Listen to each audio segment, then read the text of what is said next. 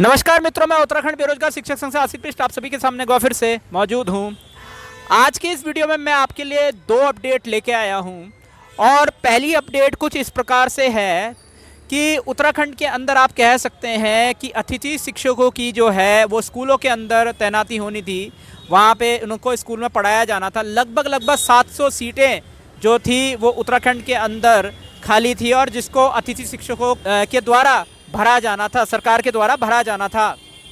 अब हुआ ये कि इसमें से लगभग 500 शिक्षकों की लगभग तैनाती हो गई है।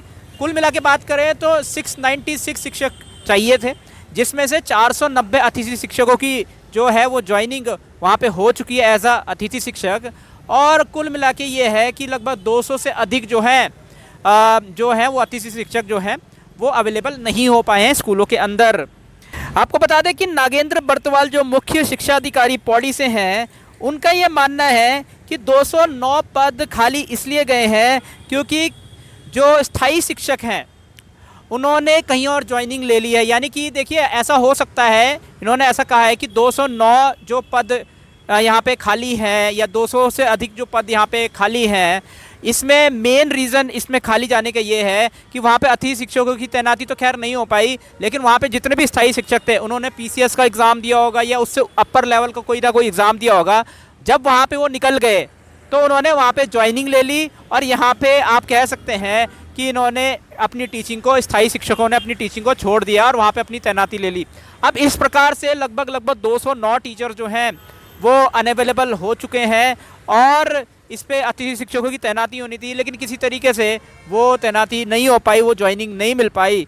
और आप कह सकते हैं कि लगभग ये जो चीज़ें हो रही है, मुझे जहाँ तक लगता है, देखो मेरा ओपिनियन तो यही है, अतिथि शिक्षकों को लाया क्यों गया था? अतिथि शिक्षकों को इसलिए लाया गया था ताकि जहाँ पे स्थायी शिक्षकों की भर्ती नहीं हो पा रही है, टाइम से नहीं हो पा रही है, वहाँ पे अतिथि शिक्षकों को लाया गया था। मैं आपको बता दूं, यहाँ पे बैच जो है 2015 और 2018 के बैच के जो अतिथि शिक्षक हैं उनको लिया गया था।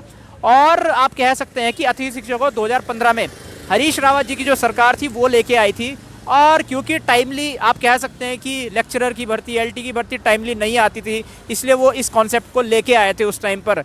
और कोशिश की जा रही थी कि जब लेक्चरर की भर्ती या एलटी की भर्ती को नया ना लाया जाए, तब उसकी विद्यालयों में शिक्षकों की कमी को अतिथि शिक्षकों के द्वारा पूरा किया जाएगा। लेकिन कहीं ना कहीं आप ये कह सकते हैं कि लगभग 700 में से 500 जो अतिथि शिक्षक अभी अवेलेबल हुए हैं, जिसमें से लगभग 200 से अधिक अतिथि शिक्षक अभी भी वहाँ पे ज्वाइन नहीं ले पाए हैं। वहाँ पे स्थायी शिक्षकों की जाहिर सी बात है कमी रही, क्योंकि वो दूसरे लेवल के जो गवर्नमेंट जॉब के एग्ज़ाम है उसमें पेपर निकाल चुके थे, और कहीं ना कहीं जब वो निकाल देंगे तो वो दूसरी जगह ज्वाइनिंग ले लेंगे, तो यहाँ पे उनकी कमी रह जाएगी। तो वहाँ पे भी अतिथि शिक्षकों को भरा जाना था, लेकिन अभी तक उसमें भरा नहीं गया है। 696 में से 490 अतिथि शिक्षकों को वहाँ पे अभी भरा गया है।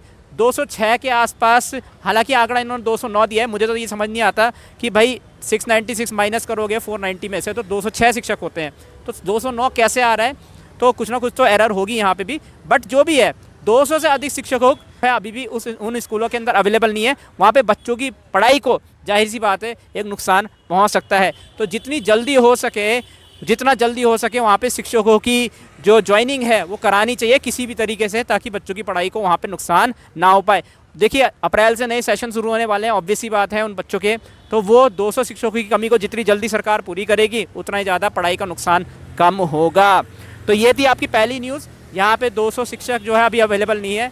और आप ये भी कह सकते हैं, जो आप ये कह सकते हैं कि जो स्थायी शिक्षक टीचिंग की जॉब छोड़ के ऊपर के लेवल की यानी पीसीएस की जॉब ज्वाइन कर लेते हैं, कहीं ना कहीं उनका मन जो है वो टीचर बनने में नहीं था, तभी तो उन्होंने उस एग्ज़ाम को दिया और उसके बाद जाके उसको कहीं ना कहीं आप कह सकते हैं कि वो टीचिंग का एग्ज़ाम इसलिए देते थे ताकि कोई ना कोई गवर्नमेंट जॉब उनकी उस समय लग जाए।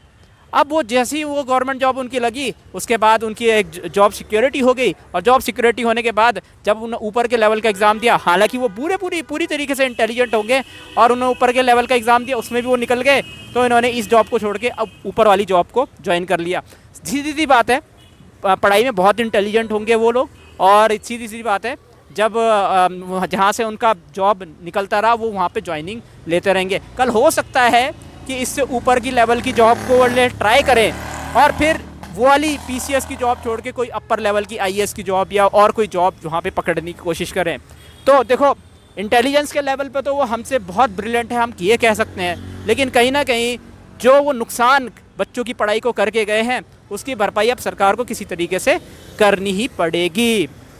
अब मैं दूसरी अपडेट के लिए आपको दूसरी जानकारी यहाँ पे देना चाहता हूँ। जो पीसीएस का मुख्य परीक्षा का जो एग्ज़ाम है वो 14 मई को होगा। वो परीक्षा अब दोबारा होने वाली है। 30 अप्रैल से एडमिट कार्ड उसमें जारी होंगे। 14 मई को मुख्य परीक्षा का एग्ज़ाम दोबारा होगा।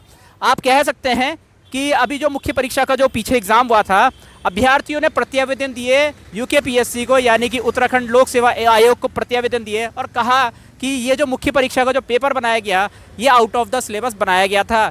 यूकेपीएससी ने इसको समझा, एनालाइज किया और फिर से दोबारा से इस पर मुख्य परीक्षा को कराने का फैसला लिया है। और ये परीक्षा जो है अब 14 मई को होने वाली है। 30 अप्रैल से इसके एडमिट कार्ड जारी हो जाएंगे और परीक्षा केंद्र जो होंगे आपके सेम टू सेम रहेंगे, उसमें कोई चेंज नहीं है। जहां पे आपकी परीक्षा हुई थी वहीं पर ऐसा अपडेट देखने को मिला है। तो आप तैयारी कीजिए और मैं ये उम्मीद करूंगा, देखिए मुख्य परीक्षा का जो पेपर है वो आउट ऑफ द सिलेबस मेरा मानना है नहीं आना चाहिए। पेपर एक्सपर्ट्स को ध्यान से बनाने चाहिए। सिलेबस देख लीजिए, अच्छे से देख लीजिए कि हाँ भी हमें किस लेवल का पेपर बनाना है और सिलेबस के अंदर से ही बनाना है। अगर इस तरीके से वहाँ पे चीज़ों को एनालाइज किया जाएगा, अगली बार पेपर जो है वो सिलेबस के अंदर से ही आएगा। मैं ऐसा उम्मीद करता हूँ कि जो 14 मई को जो पेपर होने वाला है पीसीएस का मुख्य परीक्षा का, वो अच्छा आएगा, सिलेबस के अंदर से आएगा। कठिन पेपर भी आए, कोई दिक्कत वाली बात नहीं, सिलेबस के अंदर से आए और बच्चे जो हैं अपनी तैयारी अच्छे से यहाँ पे करते रहें। और आप कह सकते हैं कि 30 अप्रैल से आपको एज़ यूजुअल एडमिट कार्ड मिल जाएंगे सेंटर्स में। वैसे तो उन्होंने कहा है कि कोई चेंज नहीं है, बट आने वाले टाइम में एडमिट कार्ड में फिर से देख लेना कि वहाँ पे सेंटर आपके क्या होने वाले हैं। तो इस वीडियो में यही 2 अपडेट है फ़िलहाल के लिए। इस वीडियो में हम इतना ही करते हैं।